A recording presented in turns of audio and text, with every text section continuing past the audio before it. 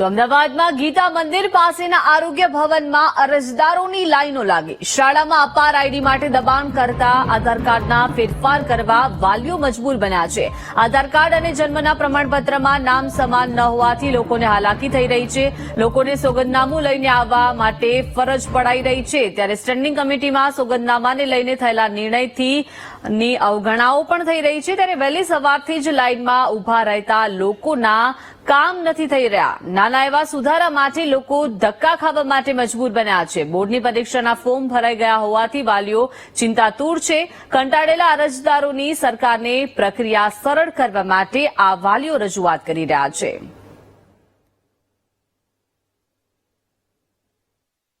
હું સુધારા માટે આવ્યો હતો, કાલે બી આવ્યો હતો। કાલે આખો દિવસ લાઈનમાં ઉભો રહ્યો, અંદર ગયો તો કે મને કે એફિડેવિટ કરાવી લાવો, પાછો બહાર આવ્યો, પાછો લાઈનમાં ઉભું રહેવું પડે છે ને વારે ઘડીએ ઝેરોક્ષ કરાવવું હોય તો બહાર આવે। અહીંયા તમે જોઈ શકો છો લાઈન કેટલી છે અને સવારે 5-5 વાગે આવીને લોકો લાઈનમાં ઉભા રહે છે એમ। અને અંદર ગયા પછી તમારે 3 થી 4 જગ્યાએ ફરવાનું રહે છે। હવે કઈ બારી પર કોને જવું, ક્યાં મળવું? 11 નંબર બારી પર કાલ હું ઉભો રહ્યો તો મને કે 20 જણા પાછળ ઉભો રહે, મને કે હવે 10 નંબરની બારીએ જો એમ। તો 10 નંબરની બારી માટે પાછા 20 જણા પાછળ ઉભું રહેવાનું। આવી બધી તકલીફ થઈ રહી છે। કઈ નહીં, હવે કઈક માણસ એવો એક બહાર રાખે કે જે કાગળિયા ચેક કરે, બધા કમ્પ્લીટ કાગળિયા હોય તો પછી એને અંદર જવા દો ભાઈ માણસને। બાકી બહારથી જ કહી દો તો કે ભાઈ તમે આ બધું કમ્પ્લીટ કરીને લાવો। માણસ વારે ઘડીએ ક્યાં લાઈનમાં ઉભો રહે? છેલ્લા 4-5 દાડાથી ધક્કા ખાઈ રહી છું। સ્કૂલમાં કહે છે આગળ અટક લાવો, કે પાછળ લાવો, અને આધાર કાર્ડમાં બી આગળ નથી, અને જન્મના દાખલામાં ખાલી નામ લખીને આલી દીધું છે। એના પપ્પાનું નામ નથી તો નામ કરાવી લાવો। આધાર કાર્ડ વાળાને ત્યાં જઈએ તો કે તમે જ્યાં કરાવ્યું ત્યાં કરાવવા જાઓ। તો અમે શું લાઈન કામ ધંધા છોડી લાઈનમાં જ ઉભા રહી છીએ? અમારે કામ ધંધો કરવાનો જ નહીં કહીએ? આ બધી બહેનો લાઈનમાં ઉભી રહી ગઈ કામ ધંધો છોડીને, તો અમારા પગાર ના આવે તો ઘર કેવી રીતે ચલાવીશું અમે? કેટલી મુશ્કેલીઓ, લાઈનમાં બધા જ ઉભા રહ્યા, કેટલી મુશ્કેલીઓ પડે સાહેબ। આગળ મોદી સાહેબને તમે વાત કરો કે આવી રીતે આગળ કરાવો કાં તો અટક પાછળ કરાવો, અને બેસાડે છે તો એવા માણસને બેસાડો સ્પેલિંગમાં સરખું લખાવા। સ્પેલિંગમાં બી ઊંધું સીધું આગળ પાછળ સ્પેલિંગ કરતા હોય છે। એના માટે બી અમારે લાઈનમાં ઉભા રહે, તમારા આ સ્પેલિંગ નથી, આ કરાવી લાવો, આ કરાવી લાવો, એવું કરતા હોય છે। સ્પેલિંગ બી સરખા નહીં હોતા। એ સાહેબો બેસાડો તો સરખા બેસાડો। હું અઠવાડિયે ધક્કા કહું છું, અને સ્કૂલમાં એવું કે છે તમે જન્મનો દાખલો નવો કઢાઈને લાવો, એમાં અટક આગળ લાવો। હવે અટક એમ કે તમે 50 લાખ હાલો તો અટક આગળ ના આવે। હવે અટક પાછળ આવશે તો મારા બધા પ્રૂફ, મારી બેબીના મારા પ્રૂફ, પાન કાર્ડ, આધાર કાર્ડ, ચૂંટણી કાર્ડ, રેશન કાર્ડ બધા પ્રજાપતિ આગળ છે। સ્કૂલમાં મારી બેબીનું પ્રજાપતિ ધ્રુવીબેન હર્ષદભાઈ છે। તો હવે અહીંયા નવું જન્મનો દાખલો કઢાઈ તો એમાં ધ્રુવીબેન હર્ષદભાઈ પ્રજાપતિ પાછળ આવશે, તો હવે આધાર કાર્ડ નવું એ રીતે આવશે ધ્રુવીબેન હર્ષદભાઈ પ્રજાપતિ, બરોબર? તો સ્કૂલમાં બોર્ડની ફોર્મ ભરાઈ ગયું હોય પ્રજાપતિ ધ્રુવીબેન હર્ષદભાઈ, તો બોર્ડમાં પરીક્ષામાં નહીં બેસવા દો તો શું કરશો? અને સ્કૂલમાં એમ કે છે જન્મના દાખલામાં અટક આગળ જ લાવજો, તો અહીં તો સાહેબ એમ કે 50 લાખ આપો તો નહીં મળે, તમારે જે કરવું એ કરો। હું અહીંયા આવ્યો છું આધાર કાર્ડ જન્મ પ્રમાણપત્ર સુધારવા માટે। અહીંયા મને આટલી તકલીફ પડે ઘડીકમાં કે પેલા ઓફિસે જાઓ, પછી કે આ ઓફિસે આવો, પછી કે પેલું સ્કૂલનું બોનોફાઇડ લઈ આવો, પછી કે સ્કૂલનું છોકરાઓનું પેલું લેતા આવો, આઈ કાર્ડ લેતા આવો, હવે કે વકીલનું બોનોફાઇડ કરીને લઈ આવો। હવે અમે લોકો આટલા હેરાન થઈ ગયા કે અમને કરવું શું હોય?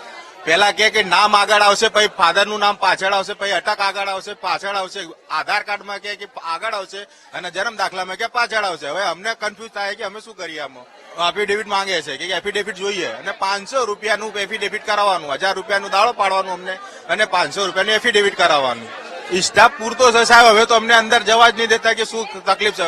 પૂછતાછ માટે કોના પાસે? અહીંયા પૂછતાછ બારી લખેલી, પછી આ બેનને કશું ખબર જ નહીં કે શું શું જોઈએ પુરાવો, ત્યાંથી ફોટો પાડીને હાલ દે। હવે જેટલું શું વસ્તુ છે એ અમને ખબર નહીં પડતી।